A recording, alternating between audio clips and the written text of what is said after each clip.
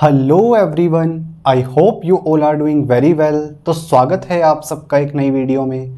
तो आज की वीडियो में हमारा टॉपिक होने वाला है कॉन्सेप्ट ऑफ सिमेट्री। तो जैसा कि आपको टॉपिक के नाम से पता लग रहा है, आज हम देखेंगे किस तरीके से हम कॉन्सेप्ट ऑफ सिमेट्री का यूज़ करके फोरियर सीरीज एक्सपेंशन पर बेस्ड प्रॉब्लम्स को इजीली सॉल्व कर सकते हैं विदाउट मच कैलकुलेशंस। तो वीडियो स्टार्ट होने से पहले मैं आपको बता दूं, बोर्ड पे हम जो भी डिस्कस करेंगे उन सब की फ़ोटोज़ आपको डिस्क्रिप्शन बॉक्स में मिल जाएगी। साथ ही आपकी कंप्लीट रिवीजन के लिए हैंड रिटन नोट्स का लिंक भी आपको डिस्क्रिप्शन बॉक्स में अवेलेबल हो जाएगा, जिसमें हमने हर एक लाइन को बहुत अच्छे से एक्सप्लेन किया हुआ है। तो बिना टाइम वेस्ट किए हुए चलते हैं अपनी वीडियो में।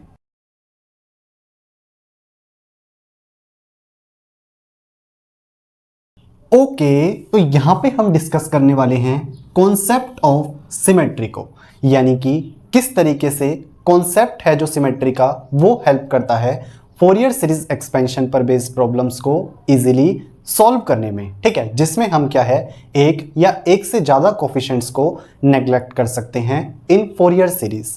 ठीक है, यहाँ पे हमारे पास जो सिमेट्री है वो क्या है, इन टोटल 6 टाइप्स की होती है, जिसमें से 3 टाइप्स को हम आज डिस्कस करने वाले हैं इस वीडियो में, और बचे हुए 3 टाइप्स को नेक्स्ट वीडियो में डिस्कस करेंगे। ठीक है, तो यहाँ पे हम देख रहे होंगे इवन सिमेट्री, ओड सिमेट्री। इन दोनों सिमेट्री को हम क्या है पहले भी डिस्कस कर चुके हैं जब हमने ट्रिग्नोमेट्रिक फोरियर सीरीज पे बेस्ड प्रॉब्लम सॉल्व की थी। ठीक है, और थर्ड टाइप यहाँ पे देखेंगे हाफ वेव सिमेट्री, जो कि आपके लिए न्यू है, इसको और अच्छे से समझेंगे। ठीक है, तो सबसे पहले देखते हैं इवन सिमेट्री। जैसा कि नाम से पता लग रहा है, इवन सिमेट्री वैलिड होने वाली है इवन सिग्नल्स के लिए। ठीक है, तो इवन सिमेट्री के केस में क्या है, जो फोरियर सीरीज एक्सपेंशन होता है इवन सिग्नल्स का, वो कंटेन नहीं करता साइन टर्म्स को, यानी कि वहां पे बी एन की वैल्यू 0 होती है। कहने का मतलब है कि अगर हम इवन सिग्नल्स का फोरियर सीरीज एक्सपेंशन करते हैं तो उस एक्सपेंशन में साइन टर्म्स इंक्लूड नहीं होती, जिसकी वजह से बी एन को 0 होना पड़ता है। अब इसका प्रूफ क्या है, हमें पता है किसी भी सिग्नल एक्स टी का ट्रिग्नोमेट्रिक फोरियर सीरीज एक्सपेंशन किस फॉर्मूले से देते हैं हम, A naught plus summation N equals to 1 to infinity A N cos N omega naught T plus summation N equals to 1 to infinity B N sine N omega naught T, जिसमें A note क्या है DC या फिर average value. ठीक है, ये term represent करती है कोसाइन टर्म्स को। ठीक है, जबकि हमारे पास ये समेशन रिप्रेजेंट करता है साइन टर्म्स को। ठीक है, तो ये हमारे पास है ट्रिग्नोमेट्रिक फोरियर सीरीज। अब अगर हम क्या है सिग्नल एक्स टी को कंसिडर करते हैं एज एन इवन सिग्नल, क्योंकि इवन सिमेट्री की बात कर रहे हैं, तो हमारे पास जो इसका फोरियर सीरीज एक्सपेंशन होगा सिग्नल एक्स टी का, वो खाली इवन हार्मोनिक्स को कंटेन करेगा, ओड हार्मोनिक्स को कंटेन नहीं करेगा। और हमें पता है जो कोसाइन फंक्शन है वो क्या है, एक इवन फंक्शन है। ठीक है, और साइन फंक्शन है वो क्या है, एक ओड फंक्शन है। ठीक है, क्योंकि इसका टाइम रिवर्सल करने पे हमें क्या है कॉस टी मिलता है, जबकि इसका टाइम रिवर्सल करने पे हमें माइनस साइन टी मिलता है। ठीक है, हमें क्या है एक्स टी में खाली इवन हार्मोनिक्स मिलने वाले हैं। तो यहाँ पे ओड फंक्शन का क्या काम, यानी कि साइन टर्म्स का क्या काम, इसका मतलब क्या है साइन टर्म्स यहाँ पे इसके फोरियर सीरीज एक्सपेंशन में नहीं आने वाली। क्यों? क्योंकि साइन फंक्शन एक ओड फंक्शन है और हमें ओड हार्मोनिक्स नहीं चाहिए। अब क्योंकि साइन टर्म्स नहीं आने वाली तो बी एन क्या होगा, 0 होगा। ठीक है, इसीलिए हम कह रहे हैं कि जो इवन सिग्नल्स है उनके फोरियर सीरीज एक्सपेंशन में साइन टर्म्स नहीं आती। ठीक है, क्योंकि साइन फंक्शन एक ओड फंक्शन है और इसी की वजह से बी एन क्या है 0 हो जाता है। ठीक है, तो ये थी हमारे पास इवन सिमेट्री जो वैलिड है इवन सिग्नल्स के लिए।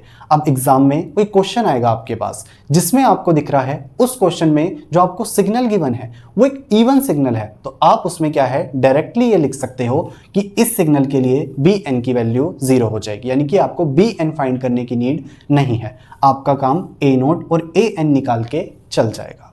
ठीक है, अब सेकंड समझते हैं ओड सिमेट्री को। ओड सिमेट्री जैसा कि नाम से पता लग रहा है ओड सिग्नल्स के लिए वैलिड होती है। अब ओड सिमेट्री के केस में क्या है, जो फोरियर सीरीज एक्सपेंशन होता है ओड सिग्नल्स का वो कंटेन करता है खाली साइन टर्म्स को। यहां पे क्या है, ये एक्सपेंशन साइन टर्म्स को कंटेन नहीं करता था, जबकि ओड सिग्नल्स का एक्सपेंशन खाली साइन टर्म्स को कंटेन करता है। तो ए नोट और ए एन दोनों की वैल्यू क्या है, 0 होने वाली है। प्रूफ देखें, ठीक है। सबसे पहले अगर हम xt को कंसीडर करें एज एन ओड सिग्नल, ठीक है, ओड सिग्नल है तो ओड हार्मोनिक्स होंगे, यानी कि वहां पे क्या है, इवन फंक्शन का कोई काम नहीं है, यानी कि कोसाइन टर्म्स का कोई काम नहीं है। तो कोसाइन टर्म्स नहीं आएंगी तो ए एन क्या होगा, 0 हो जाएगा। ये समझ आ गया। दूसरी बात, जो हमारे पास एवरेज वैल्यू या डीसी वैल्यू होती है ओड सिग्नल की इन वन टाइम पीरियड, वो 0 होती है, जिसकी वजह से ए नोट क्या है, वो भी 0 हो जाता है। क्योंकि ए नोट हमारे पास डीसी या फिर एवरेज वैल्यू होती है सिग्नल की in one fundamental time period. तो इसीलिए हम कह रहे हैं, क्योंकि यहाँ पे ए एन और ए नोट दोनों 0 हैं, ठीक है। ए एन 0 क्यों है, क्योंकि कोसाइन टर्म्स हैं, यानी कि इवन हार्मोनिक्स को रिप्रेजेंट कर रहा है, जबकि ओड सिमेट्री के केस में हमें क्या है, ओड हार्मोनिक्स को चाहिए खाली, ठीक। तो इसीलिए हम कह रहे हैं कि जो ओड सिग्नल्स का फोरियर सीरीज एक्सपेंशन होता है वो खाली साइन टर्म्स को कंटेन करता है, कोसाइन टर्म्स को कंटेन नहीं करता, ना ही एवरेज या फिर डीसी वैल्यू को कंटेन करता है, ठीक है। अब देखते हैं थर्ड टाइप, यानी कि हाफ वेव सिमेट्री। जैसा कि नाम से पता लग रहा है, वैलिड होगा खाली हाफ वेव सिमेट्रिक सिग्नल्स के लिए, ठीक है। हाफ वेव सिमेट्री के केस में क्या है, जो फोरियर सीरीज एक्सपेंशन होता है हाफ वेव सिग्नल्स का, वो कंटेन करता है खाली ओड हार्मोनिक्स को। यानी कि अगर हम किसी हाफ वेव सिमेट्रिक सिग्नल का फोरियर सीरीज एक्सपेंशन करते हैं तो हमें खाली वहां पे ओड हार्मोनिक्स मिलेंगे। प्रूफ देखते हैं, ठीक है। हमारे पास कोई भी signal xt half wave symmetric कब होगा, जब वो इक्वल होगा -xt plus capital T note by 2 के। यानी कि xt की अगर हम टाइम शिफ्टिंग करें पहले कैपिटल टी नोट बाई 2 से, देन एम्पलीट्यूड रिवर्सल करें, तो दोनों ऑपरेशन परफॉर्म करने के बाद अगर हमारे पास वो सिग्नल इक्वल आ रहा है xt के, तब तो हमारे पास xt एक हाफ वेव सिमेट्रिक सिग्नल है, अदरवाइज नहीं है, ठीक है। अब क्योंकि हम हाफ वेव सिमेट्रिक ले रहे हैं तो ये दोनों क्या है, आपस में इक्वल हैं। अब क्योंकि सिग्नल दोनों इक्वल हैं तो इनके लिए जो complex exponential Fourier coefficient Cn है वो भी क्या है, सेम होगा, ठीक है। यानी कि Cn की वैल्यू इन दोनों के लिए सेम है। तो इसके लिए हमने मान लिया Cn1 Cn को, और इसके लिए Cn को मान लिया Cn2। एक्चुअल में ये दोनों क्या हैं, इक्वल हैं, क्योंकि हमारे पास दोनों सिग्नल इक्वल हैं, ठीक। अब हमने क्या है, यहाँ पे xt के लिए Cn की वैल्यू को लिया है Cn1, ठीक है। अब अगर हम इस xt की टाइम शिफ्टिंग करें t नोट टाइम के साथ, तो हमें पता है जो Cn है उसमें क्या है, हम मल्टीप्लाई कर देंगे एक्सपोनेंशियल को with the power as same as जिस टाइम के साथ हमने टाइम शिफ्टिंग करी है, यानी कि t नोट के साथ। तो Cn1 into e raise to the power -jn omega naught T naught, ठीक है। तो अब अगर हम यहाँ पे टी नोट को रिप्लेस कर दें प्लस टी नोट बाई 2 से, यानी कि माइनस टी नोट को रिप्लेस कर दें plus capital T note by 2 से, तो यहाँ पे माइनस टी नोट को क्या हो जाएगा, प्लस टी नोट बाई 2, यानी कि कैपिटल टी नोट बाई 2 हो जाएगा, ठीक है। तो ये हमारे पास क्या है, xt plus capital T note by 2 के लिए Cn की वैल्यू आ जाएगी। अब यहाँ पे हम माइनस साइन लगा दें दोनों तरफ, तो कोई डिफरेंस नहीं है, क्यों, क्योंकि दोनों आपस में क्या है, सेम वैल्यू है उसकी, ठीक है। और ये हमारे पास क्या है, ये वाली टर्म, यानी कि हमारे पास Cn2 की वैल्यू ये आई है, क्योंकि यही हमारे पास इस सिग्नल के लिए Cn की वैल्यू है।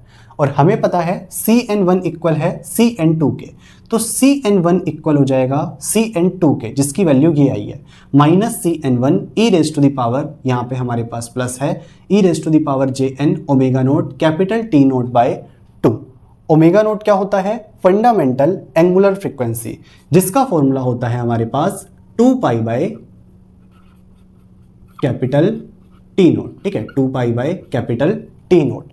अब यहाँ पे कैपिटल टी नोट से कैपिटल टी नोट कैंसिल, 2 से 2 कैंसिल, क्या बच गया, jn पाई बच गया, ठीक है। साथ ही Cn1 से Cn1 कैंसिल, ठीक। उसके बाद हम क्या है, इसको इस साइड पे लेके आएंगे, तो 1 plus e raise to the power j pi n, ठीक है। यहाँ पे क्या बच गया, j पाई n।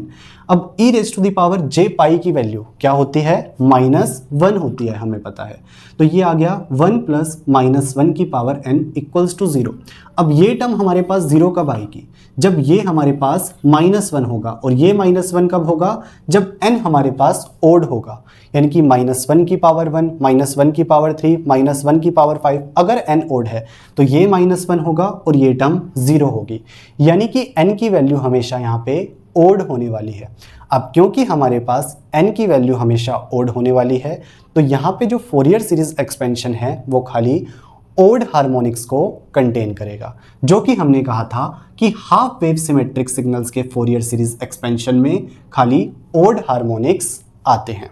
ठीक है, तो इस तरीके से हमने क्या है, इसको प्रूफ भी कर लिया।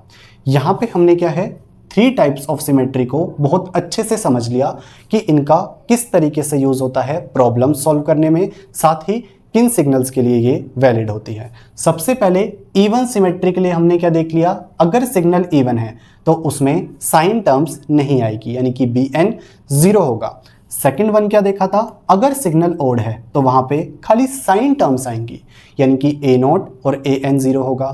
थर्ड में हमने क्या देखा कि जो हाफ वेव सिमेट्रिक सिग्नल्स हैं उनके फोरियर सीरीज एक्सपेंशन में खाली ओड हार्मोनिक्स आते हैं।